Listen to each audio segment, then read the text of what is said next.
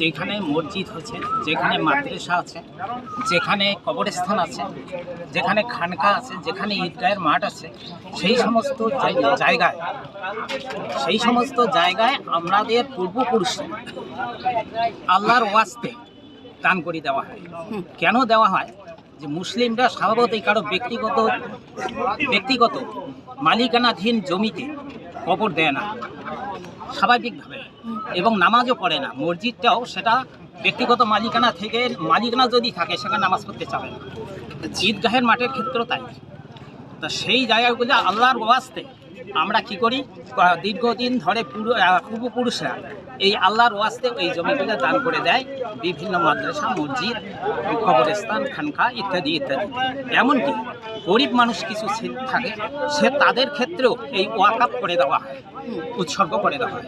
মানে আল্লাহর নামে কিছু দিয়ে দেওয়া, সেটাই